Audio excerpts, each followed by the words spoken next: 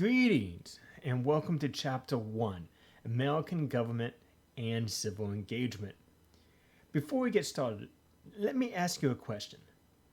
Do you believe you have political power? And I hope when you think about that answer, I hope you come to the conclusion that you do, because you do. When we think about civil engagement, right, we often think about voting, as we ought to. But civil engagement goes well beyond simply voting. Voting is a choice that we have between one or between two or more candidates. It's a snapshot of our preferences in that one election. But civil engagement, though, political participation, goes well beyond that choice. Think about writing a letter to the editor, expressing your views on an article that they publish, or advocating for a issue that should be brought up to the public's conscience.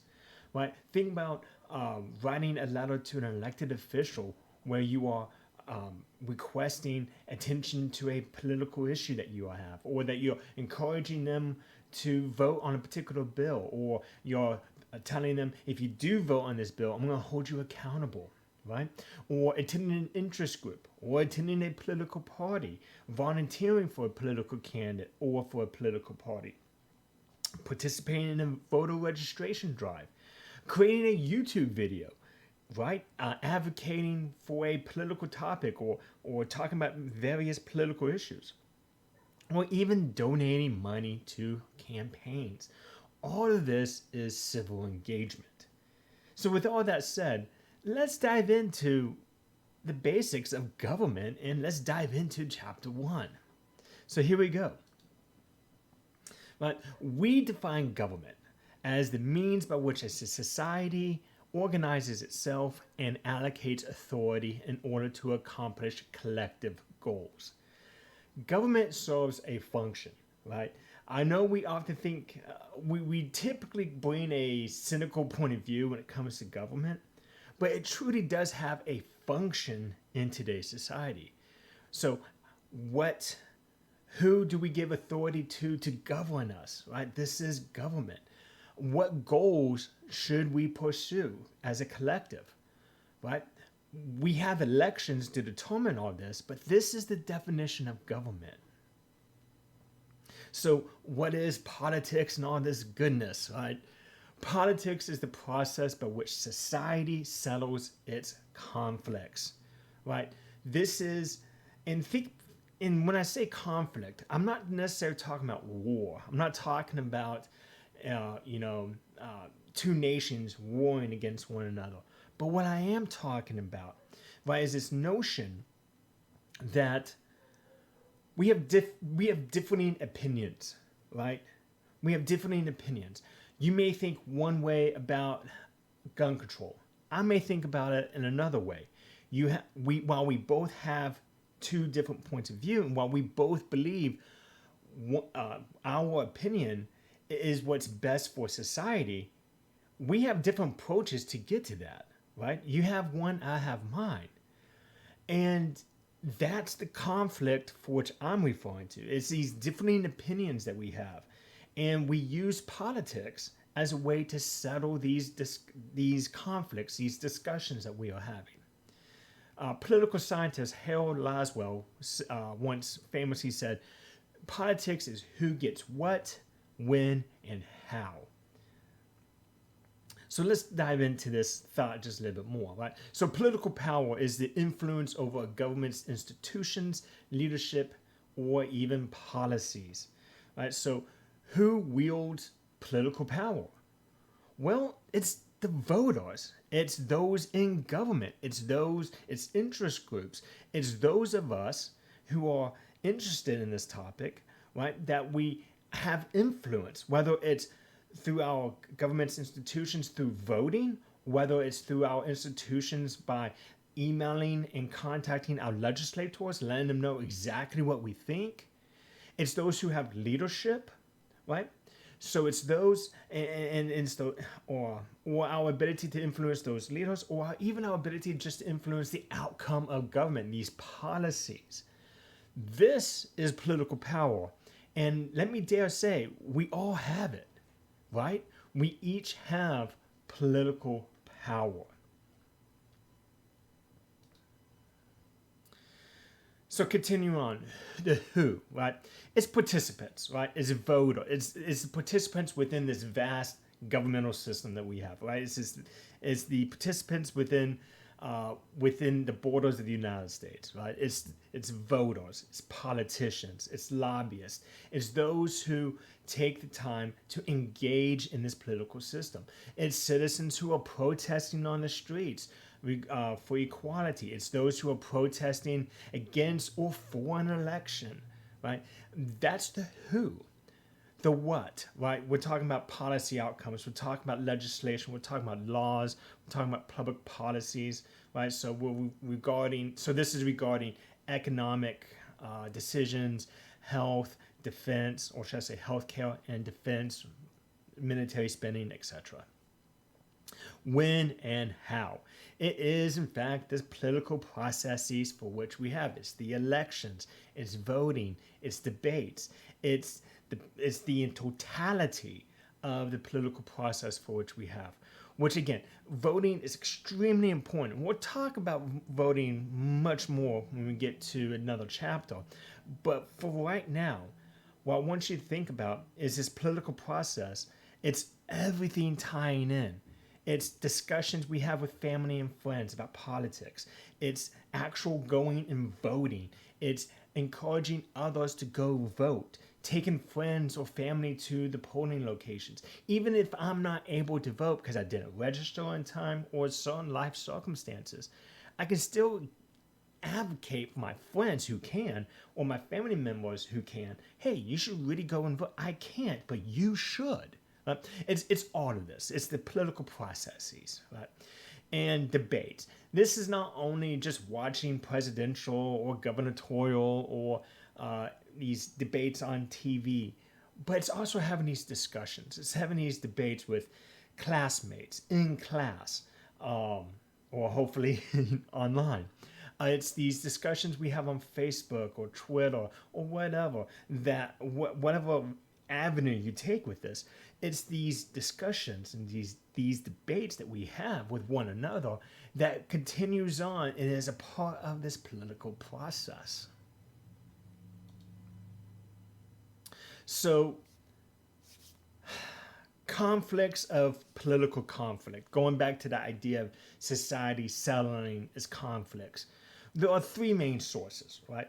Political beliefs. As I mentioned earlier, we have differing political views, and that's a good thing, right? That is a very, very healthy for a democracy to have differing opinions and having these opinions debated and argued and pushed against one another. That's actually quite healthy, but it is a source of conflict.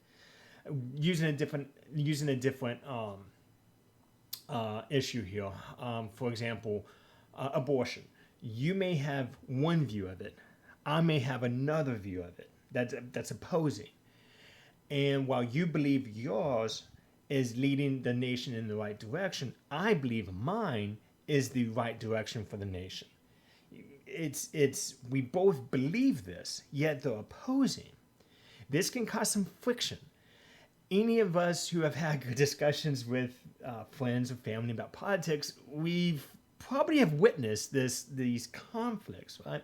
So political beliefs, as they are a good and healthy thing, opposing ones, while again still healthy and good, it can be a source of conflict, right?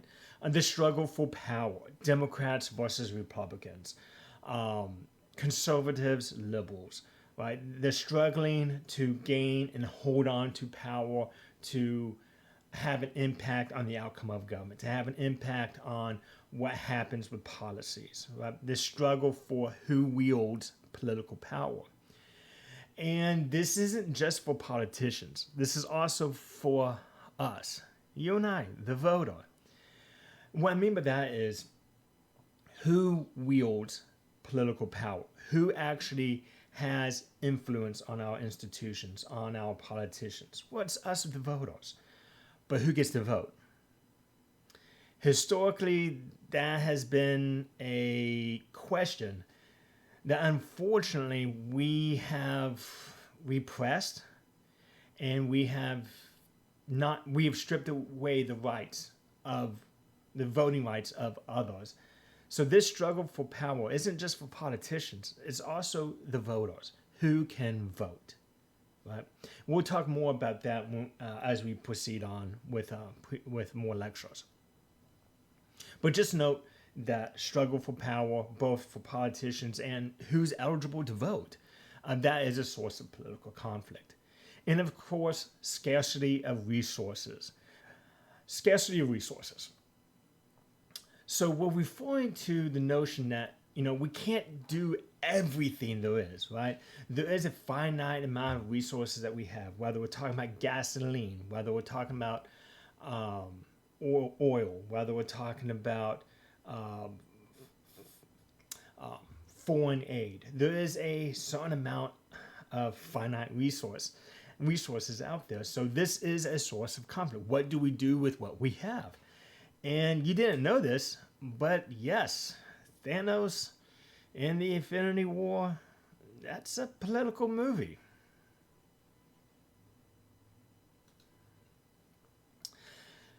So continuing on here. So I mentioned earlier that government serves a function. Let's dive into this thought just a little bit more. Right? So government provides order, right? It provides structure.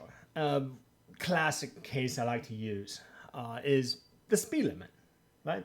I mean, we have a speed limit to make sure we do not go beyond a certain speed that we endanger our lives and the lives of others, right? So government steps in and puts a limitation on how fast we can go, but do we obey it? That's a different question for another time, right? But it provides order. So this natural law is a belief that society should be directed by certain ethical principles, right? We can think back right now to some of these principles that we all hold true, right? For example, innocent until proven guilty, right? This is an ethical principle. The social contract theory is a theory that Jacques Rousseau asserted. And his assertion is an agreement between people and government in which citizens consent to be governed so long as the government protects their natural rights. Right? So government, you can wield power over us. We are consenting to your authority only if you respect our natural rights. You can almost see the U.S. Constitution almost. We're not quite there yet, but you can almost, smell it almost, right? Thomas Hobbes, he had an assertion that humans are weak and require structure to be governed. That we are so lawless, that we are so chaotic, that government must be here in order to keep our weakness in check, if you will, pun intended. Constitutional checks and balances. Yeah. Anyways, so let's move on. So government serves the function of provide, promote, and protect. We can see this actually reflected in the U.S. Constitution itself. The government serves in this way by providing and maintaining an army and navy, the military, and states having law enforcement. Right? We have law enforcement also at the federal level, but anyways, we see these here, and they serve this function of government to provide, promote, and protect. It's in the Constitution as well, to promote the general welfare of society. Now, we may have different views on what does that mean, right?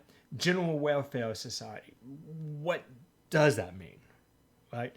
Does that mean universal health care? Does that mean that the government is responsible for our health? Or is this more of a generic broad term of welfare in terms of, are we free? Do we have liberty to do what we want?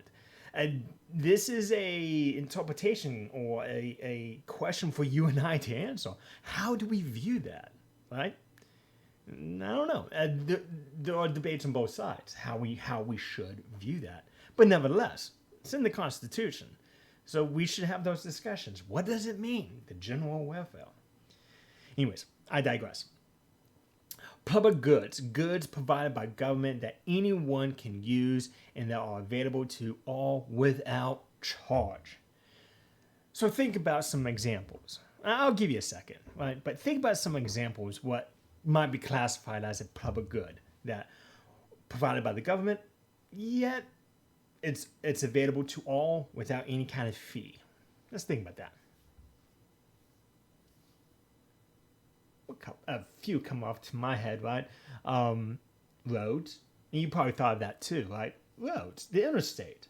And I'm not talking about the tollways. Right? I'm not talking about that. But I'm talking about like the interstate highways, the state highways, the farmer market roads, right? Those are provided by government, and yet, I mean, we pay through taxes, okay, fine. But you see where I'm going with that, though, right? It's not that we are paying for that directly. It's coming out of taxpayers.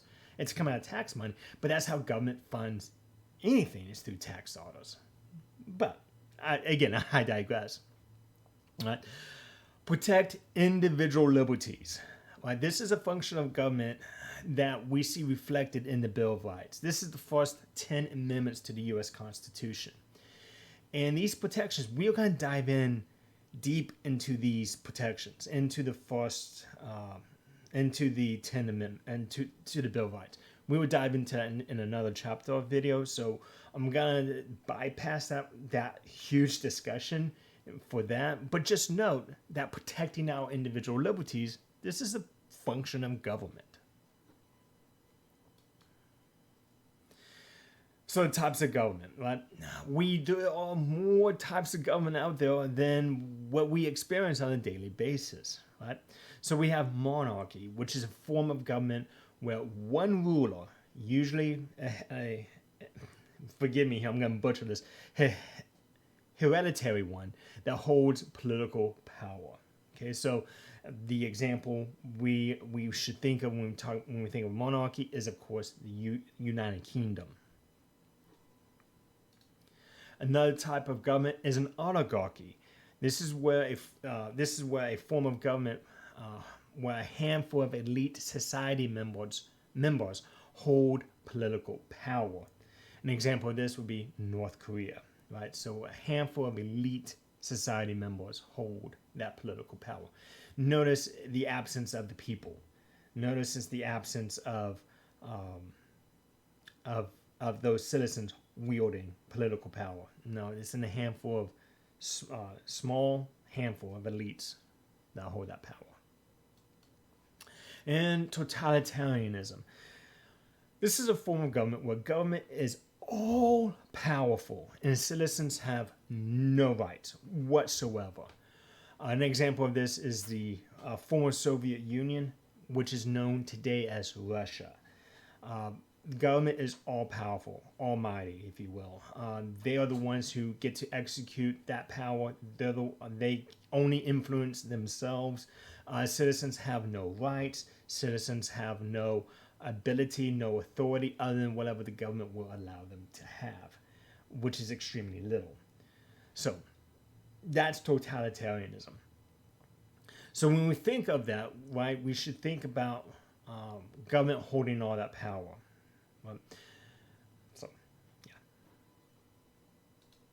What we are more familiar with, perhaps, is democracy, right? A form of government where political power rests in the hands of the people.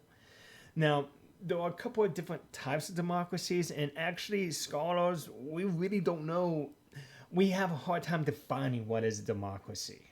Is it the presence of contestation, that is voting, elections?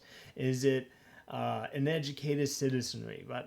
We have a little bit of difficulty exactly defining what is democracy, but that's more for your upper level classes. Just know right now that democracy is where the political power rests in the hands of the people. And there are two types of democracies we're going to dive into. First is what's known as a direct democracy, a form of government where people participate directly in making government decisions instead of choosing representatives to do this for them. So, can you think of an example, right? Can you think of an example where people represent themselves? People represent themselves in making governmental decisions. Not a representative, but them themselves. Well, first one that comes to my mind, that is Sweden.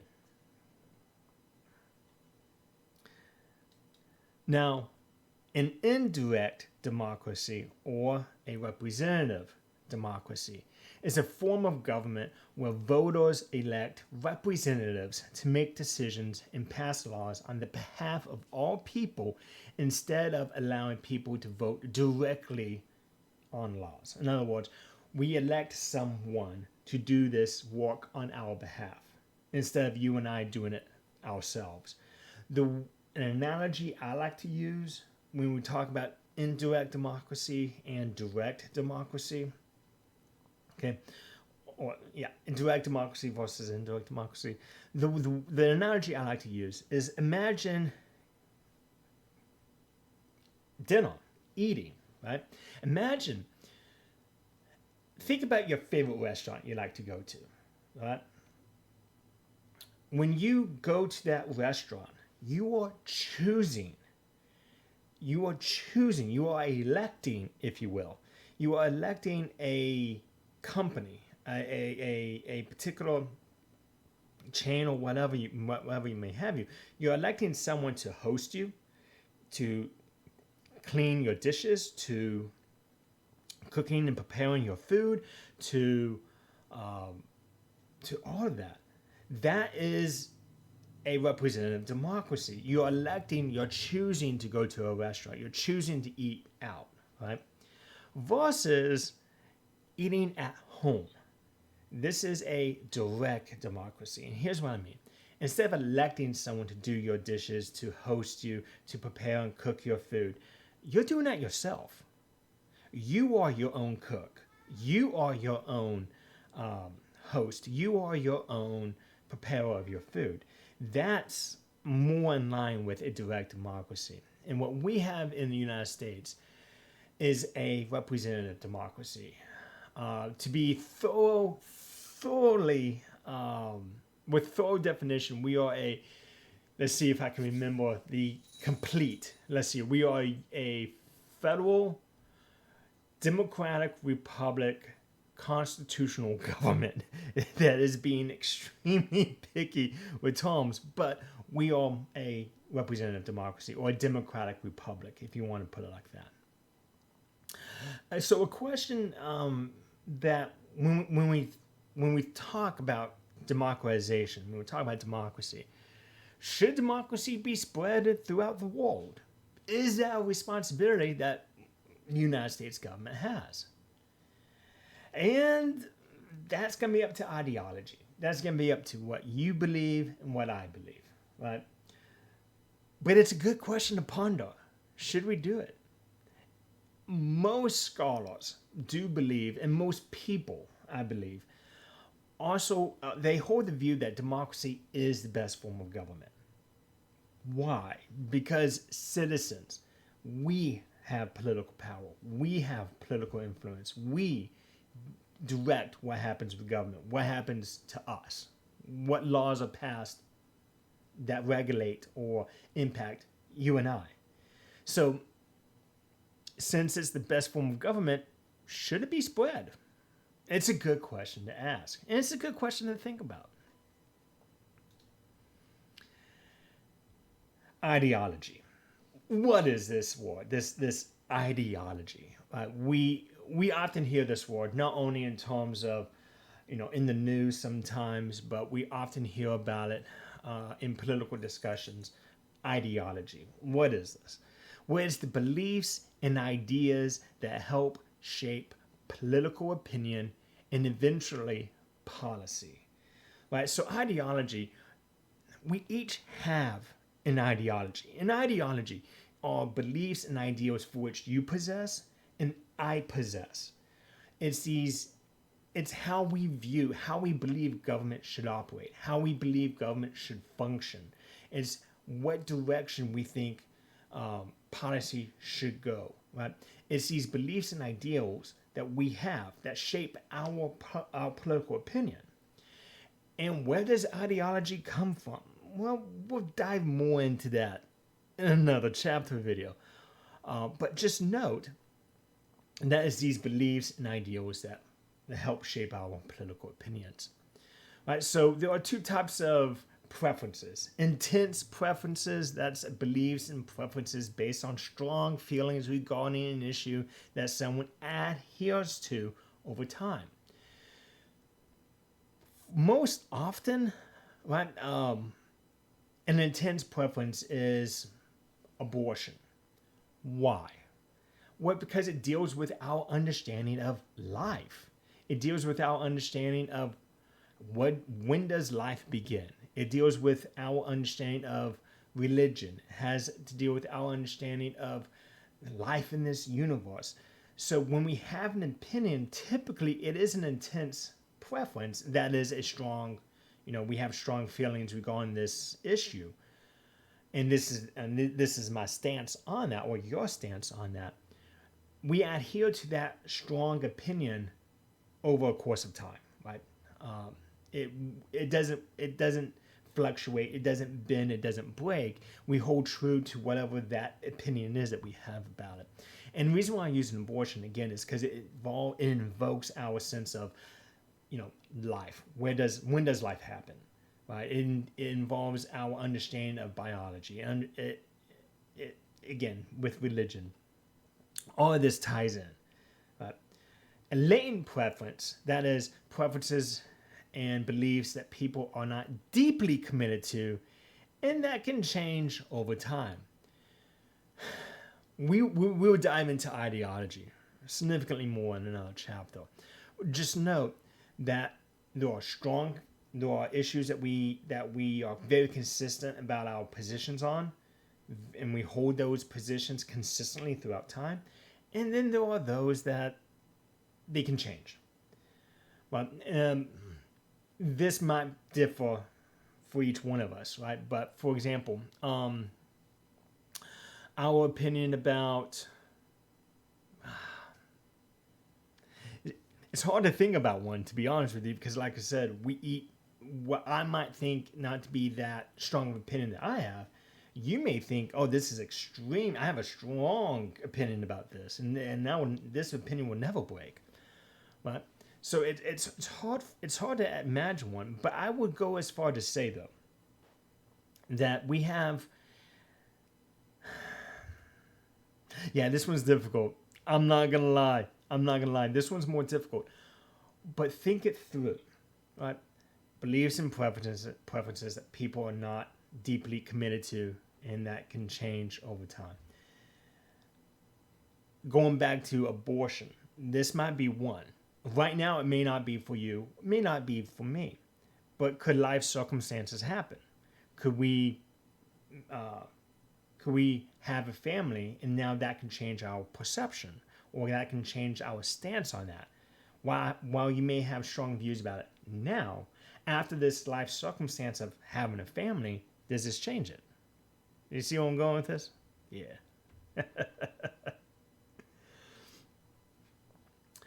Common forms of political ideology in the United States. Continuing on with our discussion on ideology. We have basically three in the United States. Basically three. We have modern liberalism, modern conservatism, and moderates. We'll dive into this and more here now. So modern liberalism, right? It's a political ideology focused on equality and supporting government intervention in society and in the economy if that said intervention promotes equality. This is liberalism. This is modern liberalism. When we say someone's a liberal, this is what we are referring to, right?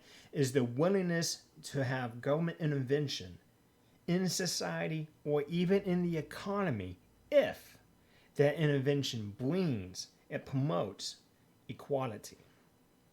Modern conservatism, on the other hand, this is a political ideology that prioritizes individual liberties, preferring a smaller government that stays out of the economy. So laissez-faire, right? Hands off. So when we speak about conservatism today, right, we should be thinking about prioritizing individual liberties, right, and having a smaller government. So you would need a bigger government for more intervention to promote equality, while conservatism, they want to keep the status quo, they want to prioritize individual liberties and have that smaller government.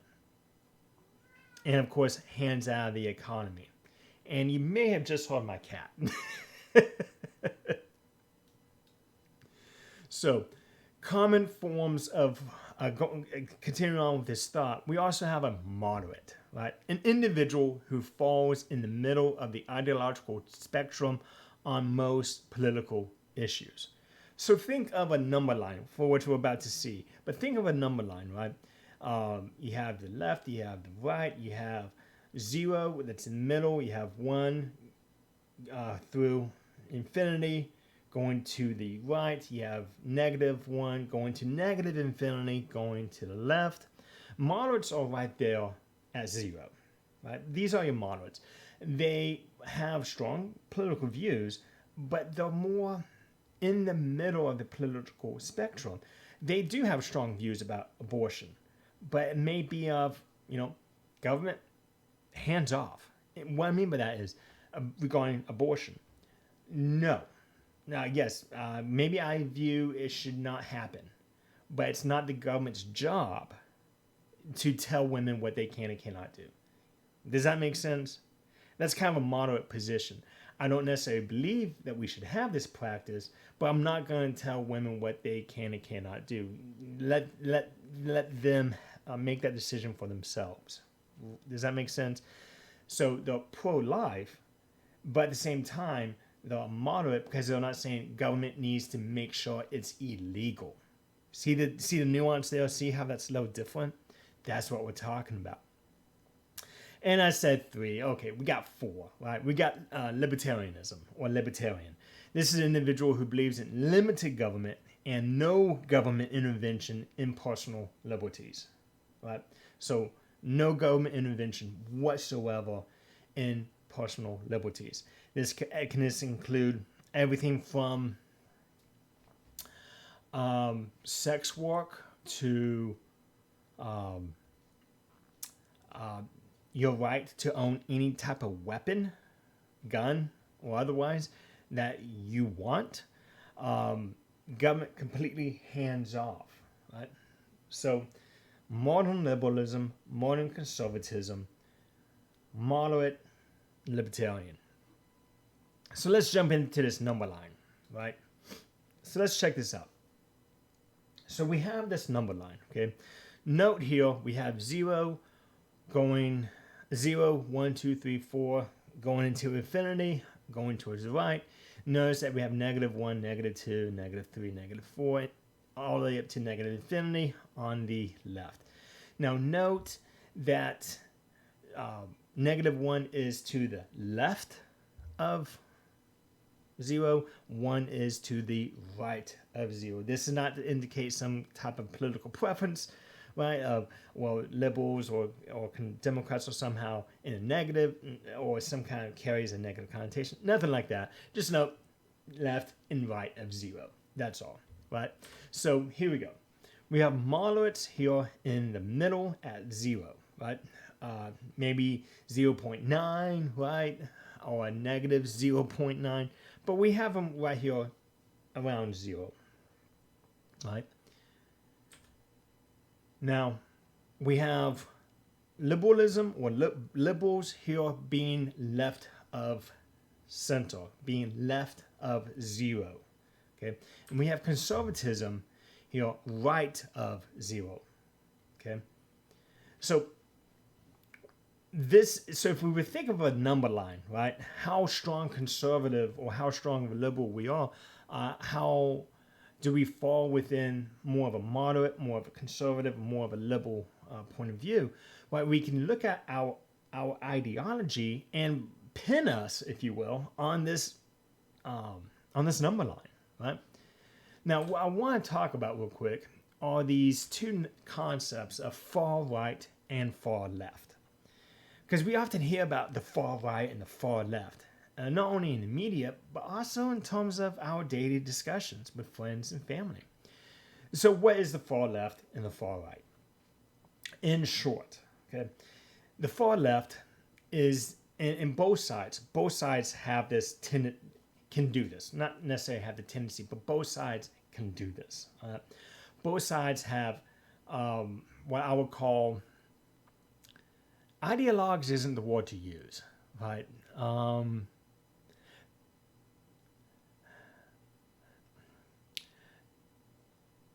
Have you ever had a discussion with someone that they could only see their own point of view, and they argue that to the bitter end?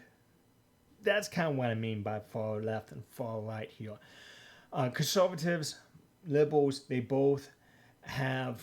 can both go so far towards your own ideology that you become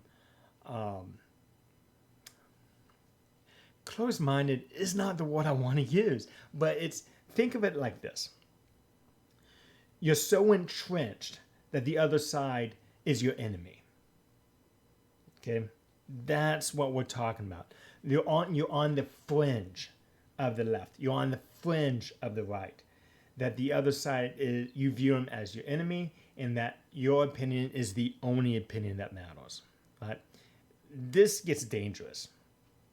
And both liberals and conservatives, when they embrace the very far sides of themselves, this becomes very dangerous very quickly. And we'll talk more about viewing political parties as enemies, which we shouldn't. I'm kind of depressed, actually. That's where we're at today with it, because we shouldn't view them. Regardless what positions you have, regardless what political party you may hold on to or that you are affiliated with, the other side is not our enemy. The other side is someone to contend with, someone to compete against, someone to try to outmaneuver, yes. But an enemy to eradicate, to go to war with? No. That's going a little too far.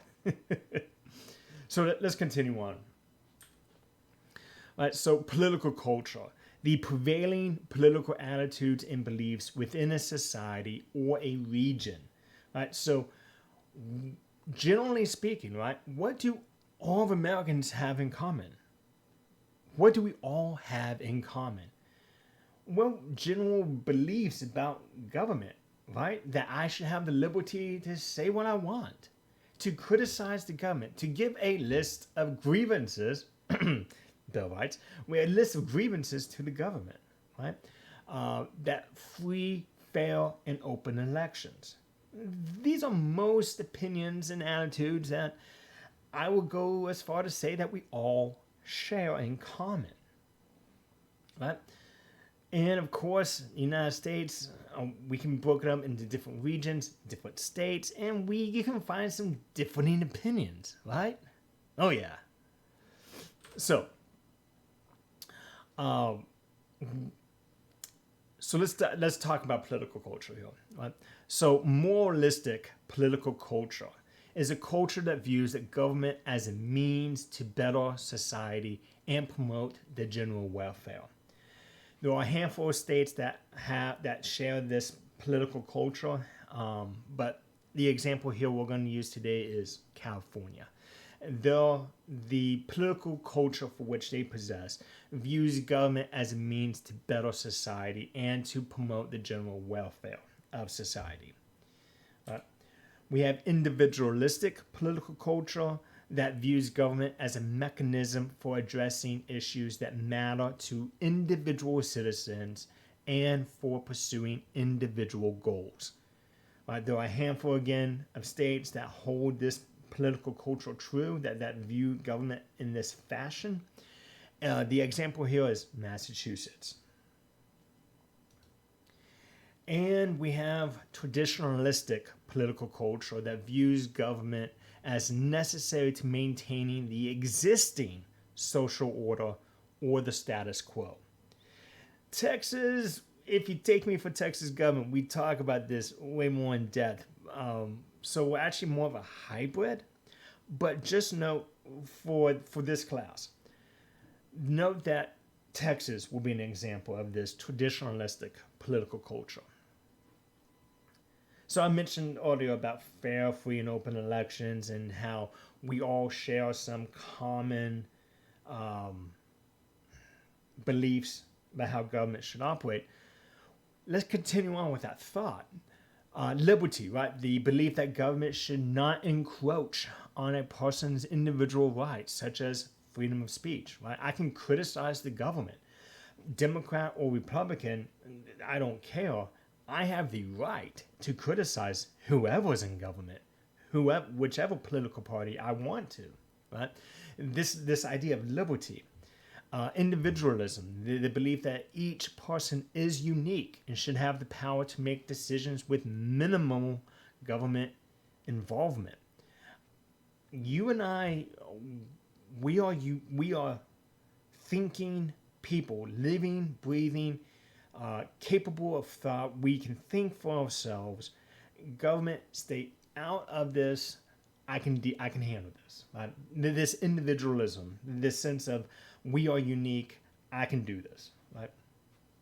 And of course, we all share this idea of equality, that believes that all citizens should be treated the same. Right? We have that in common. It should not matter the color of your skin. It should not matter your gender. We should all be treated equally. Right? Now, the practice, while we hold that to be true, right? While this is a part of our culture, of the American political culture, we haven't necessarily executed it correctly, right? Throughout U.S. history, and even today. More on civil rights when we get to chapter 5. Self-government, right? Government of an area run by its own people rather than by others. Right? We share this common thought that government of the people, by the people, for the people. Right? That the government is run by basically us. Right? Majority rule, a fundamental principle of democracy, and that is that the majority should have the power to make decisions binding upon the whole. This, we can absolutely see this, right, in U.S. politics, right? I mean, we can absolutely see this. Whoever has the majority vote, right? They should govern because that's what the majority said. That's who the majority wanted. That's one, and we're going to talk about the Electoral College again and later. This is just the first video. We will dive into that, but the idea that that 52% of the American people voted for a particular president, right? That's the majority. Therefore, let that rule. Right? That is one of the criticisms of the Electoral College, but we'll dive way in depth into the Electoral College later. But just know that this idea that the majority should have the power to make the decisions that are binding upon the whole, upon the entire United States, whoever that majority is. Right? And that's why political involvement, political civil engagement is important.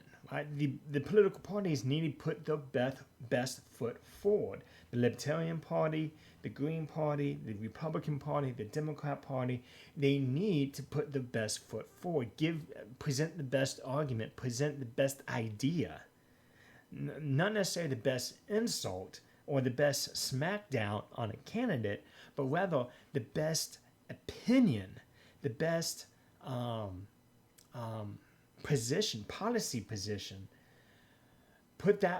Present that to us so that we, the majority, can go, okay, I can get on board with that. That sounds good. I consent to that. Right? See where I'm going with this thought? Yeah. So I asked you, do you have political power? Right? So who really governs? Right? Who actually really does this? Well, we have some theories, right? Political scientists, we have our theories about who actually governs, right? We have the elite theory. This is that claims that political power rests in the hands of a small elite group of people, typically those who are extremely wealthy, because they're the ones that can donate to campaigns, right? And if you donate to a campaign, that campaign will notice and will pay attention to your preferences, your positions, will listen to you, will go out of the way to acknowledge you, right? If you've given this huge donation, right, they will go out of the way because they want to keep that funding coming in. They want to keep that campaign funds because it's not cheap to run. Just a quick spoiler alert here real fast. I checked this out a couple years ago. That it cost $1 million, 1 million, to be a serious contender. That does not guarantee you're going to win, but to be a serious contender in a congressional race, you need to have raised at least $1 million, right? So those who have wealth, a lot of wealth, right? This idea of being an elite, that the elites make this choice. The elites guide us. Within political science literature, there is a discussion about the elites. The elites in the context of, do they put us towards authoritarianism? Do they put us towards democratization? Not only in the United States, but in the context of all governments worldwide. There's this idea that the elites choose authoritarianism, this small group of people choose authoritarianism or democratization. Elites in the context of Russia today, right? They have the oligarchs. Those can be classified as the elites because they are this small group of people that guide the direction of the government, right? So, all this being said, there's the elite theory that only the elites, they're the ones that truly govern, right? Then we have the populist theory, which claims political power rests in the hands of groups of people. Now, groups of people, yes, that could be you and me, but often it's in the context of what we saw, for example, small groups of people like what we saw on January 6th, right? There was a small group of people having a populist push, right? They were a group of people that wanted a specific outcome. They were trying to gain and to steal political power, right? So you can think of it like that, right? So we have elite theory. Only a small group of elites have power, versus the idea that there's a handful of groups, Democrats, Republicans, those who are conservatives, small, even subset groups within those, right? This idea of populist theory. So we have that. So let's continue on. So lack of support, strong support, we're talking about public trust in government, right? So when we see a lack of support among the people of the government, when we see a lack of trust, when the trust in government is low, often we have a slow economy. We have perhaps a lengthy war going on, an international conflict with another nation, and we see high levels of partisanship. So in other words, we have partisanship, this idea that, for example, let's say I'm a Republican. And so what we see is that when we talk about high levels of partisanship, that my political party, the Republican Party, in this example, in this hypothetical example, right, that they are the ones that are trying to gain power, but yet the Democrats have control, right? So was so engaged in that in this partisan discussion that I only want my side to win. I only want my side in. So the other side is not only my opponent, though my enemy. Right? We have this high level of political polarization. And likewise, let's say let's say I'm a Democrat, okay, and let's say that the Democrats have majority. Right? Well, I would want the Democrats to make sure that the Republicans get nothing that they want. Right? Well, that's not how it should be, but you see where I'm going with this, right? This high level of partisanship. So when we see a lack of trust in government, we are seeing, or a lack of support in government, we are seeing high levels of partisanship. Potentially, there's a lengthy war going on, and we also experience a slow economy. When we see high levels of support or high levels of trust in government among the people, we usually typically have a healthy economy. We either at peace or it's at the early stages of war, if there is one. And we have high levels of bipartisanship. In other words, bipartisanship. Partisanship, going back to that real fast, I'm not going to compromise on anything with anyone because it's my way or nothing.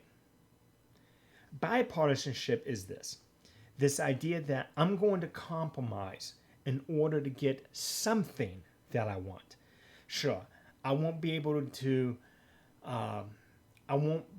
eat the steak, the watermelon, and the potatoes all by myself.